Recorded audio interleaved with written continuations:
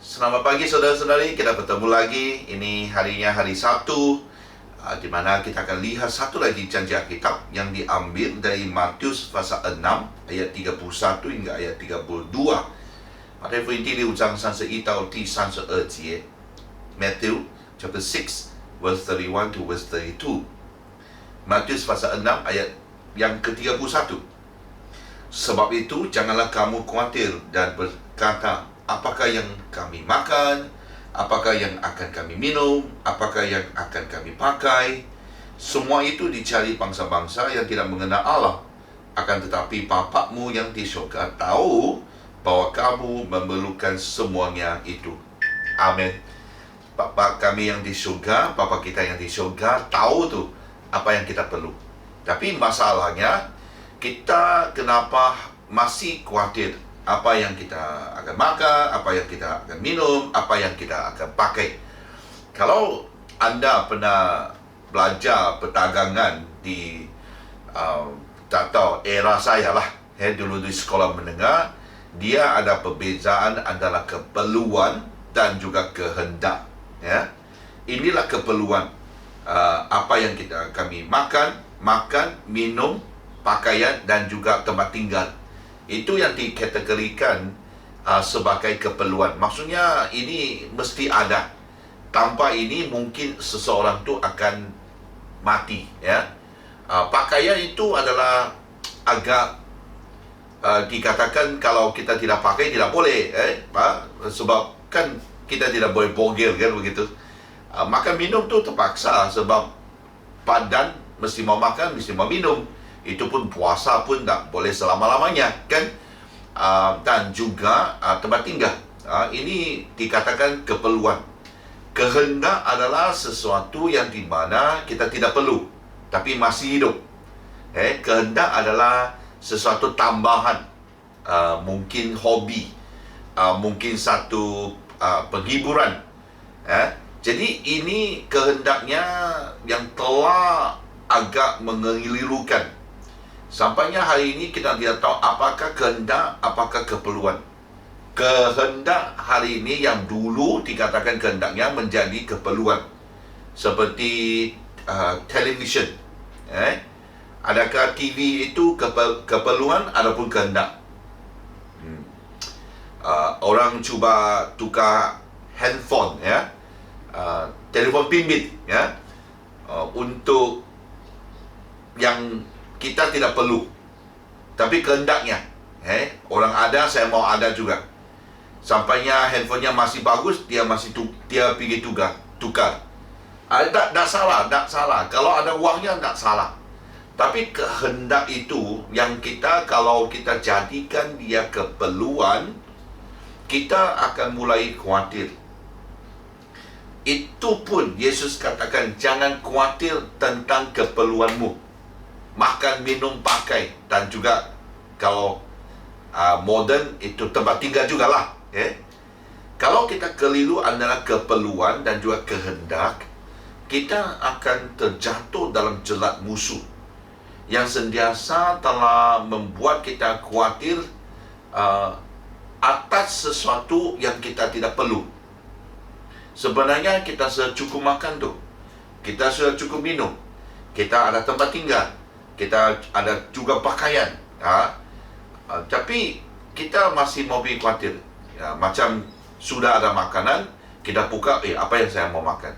Itu pun kau bilang, kalau macam mana yang sangat miskin, memang tak ada makan, ada tu sayur-sayuran di sekitar, buah-buahan, orang bilang buah-buahan liar, masih tu ada makanannya. Hanya kita mau makan sesuatu yang dikatakan keperluan, kehendak. Tapi kalau nasi, beras semua tu ada. Ya, saya tahu. Ada yang memang tidak ada tu. Tapi Tuhan akan memberkatkan, akan memenuhi apa yang kita perlu. Bukannya apa yang kita hendak.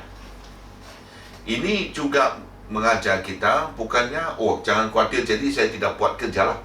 Dulu melayani di Indonesia, ada juga jemaat di mana, kan ayat ini bilang jangan khawatir. Jadi mereka ni koyang kaki di rumah saja. Dia tunggu, ada orang hantar beras, ada orang hantar uang, ada orang bilang envelope envelope tu. Buka pintu pagi-pagi, ada envelope di sana, ada wangnya. Ya, memang Tuhan boleh buat demikian. Tapi ayat ini tidak mengajar kita tidak buat apa-apa. Kita masih kerja. Kita harus rajin menjadi penatalayan yang taatkan, melakukan apa yang telah Tuhan berikan kepada kita, karunia yang kita ada, talenta itu, supaya kita kembalikan kepada Tuhan. Kita harus rajin. Tidak bermaksud kita malas dan tidak buat kerja, dan Tuhan akan jatuhkan wangga, jatuhkan makanan dari langit. Ya, dia boleh buat begitu. Hanya ayat ini mengajar kita jangan khawatir. Kita buat saja apa yang perlu, buat saja apa yang terbaik, itu saja. Tuhan akan menjaga. Ada seorang perempuan yang di mana namanya Kero, dia akan khawatir. Anaknya mau pergi belajar, banyak mau beri, tambahan daripada yuran, ini, itu, bil elektrik dan sebagainya. Dia sampainya dalam keadaan dia ada kerja, tapi dia lihat keuangan itu mungkin tidak akan cukup. Dia mulai khawatir. Dan satu hari waktu dia membaca Alkitab, dia lihat ayat ini, ia telah menyentuh hatinya. Oh, saya tahu, Tuhan tahu tu. Tuhan tahu apakah keperluan saya, dan Tuhan akan memenuhkan semuanya itu. Dan dia mulai tidak khawatir dan serahkan kepada Tuhan. Dia buat kerja saja. Kalau mau simpan wang, simpan wang. Dia buat kerja saja. Dia mau belanja. Tapi dia tidak khawatir. Sampai lama-lama kemudian dia baru perasan bahwa dalam banknya mulai simpanan wang itu mulai bertambah. Dan juga sebab dia tempat kerjanya ada terbuka kepada pekerja untuk menabur, begitu ya. Dia lihat ada kadang-kadang ada wang yang sisa, dan tiap bulan dia simpan di sana. Simpan untuk melabur dalam syarikat yang dia kerja itu. Sebab dia rajin, jadi syarikat pun juga beruntunglah. Dan ada satu tahun di mana hujung tahun itu syarikat mencatat satu, dikatakan seperti rekod lah, di mana mereka untung banyak. Jadi dia kasih bonus kepada pekerja dan juga mereka yang melabur dan dalam syarikat. Dan dia terkejut waktu dia ambil envelope tu. Dia buka, di dalamnya lebih daripada 10,000. Yang di mana itu wang yang dia adalah jauh daripada apa yang dia perlu. Sampainya berkelimpahan. Dia tahu. Tak perlu dia khawatir sebab Tuhan akan memenuhinya. Tapi dari pihak kita, ya, kita tidak khawatir. Kita hanya buat apa saja yang perlu. Itu saja. Jangan jadi malas. Jangan bilang, Tuhan akan nanti hantar beras tu, nanti hantar wang tu. Kita kerja. Tapi tidak perlu kita khawatir. Amin. Sebab itu adalah bangsa-bangsa yang tidak mengenal Allah, yang akan mengerjakan kehendak itu. Hari ini kita serahkan kepada Tuhan. Tuhan akan memenuhi segala, terutama keperluan kita. Amin. Ya. Sebab Tuhan tidak mau kita khawatir dan sentiasa risau sampainya kita hilang sukacita, kita hilang damai, sampainya kita dalam tekanan darah, kekhawatiran, depresi, semua itu. Ya. Kita harus percaya Tuhan akan memenuhi semuanya itu. Amin. Ya. Jadi Tuhan memberkati. Tahunya janji ini, kalau Tuhan menyertai kita, pastinya Dia tahu juga keadaan kita. Kita hanya lakukan apa saja yang terbaik, dan Tuhan akan lakukan apa yang baginya itu. We do the best, and God will do the rest. Amin. Tuhan memberkati. Hari ini Sabtu, seperti saya katakan dari awal, kita akan siapkan diri, terutama untuk bahagian English. Malam ni akan beribadah di gereja, dan juga besok bahagian Cina dan juga BM akan kembali untuk beribadah bersama-sama. Kita bersyukur kemarin itu warga emas sudah kembali, dan kita lihat hampir 30 orang mereka berkumpul untuk persekutuan.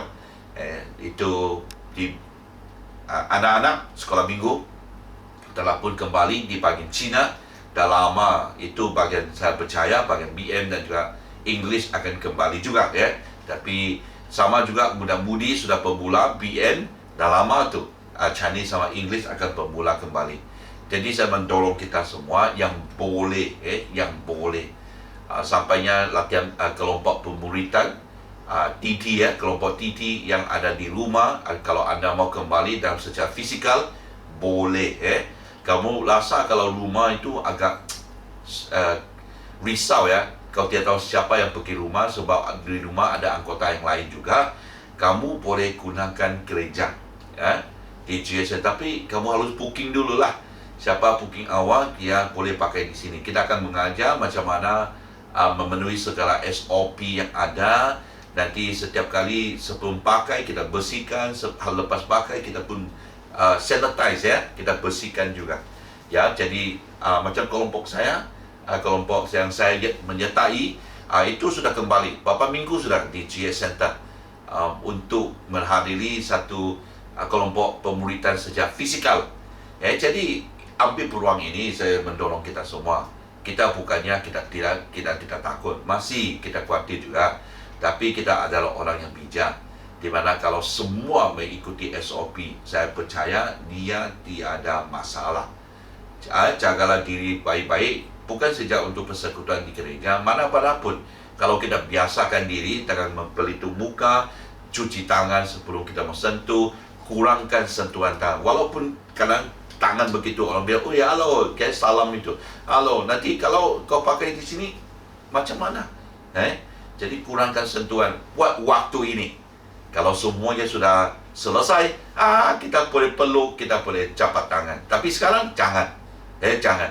Sama juga sampai di gereja Jadi saya mendorong kita semua ambil peluang untuk adakan persekutuan secara fisikal, ibadah secara fisikal, selagi di peluang itu buka Nanti mana tahu kalau MCO terpaksa kita kembali ke rumah lagi. Jadi buat waktu ini masih adanya peluang yang diberi, hayatilah dan juga datang bersama-sama ada persekutuan secara fisikal. Amin. Tuhan memberkati. Ada hari yang baru, hari yang dimana percayalah dan harapkan berkatnya Tuhan akan tiba dalam hidupmu. Amin.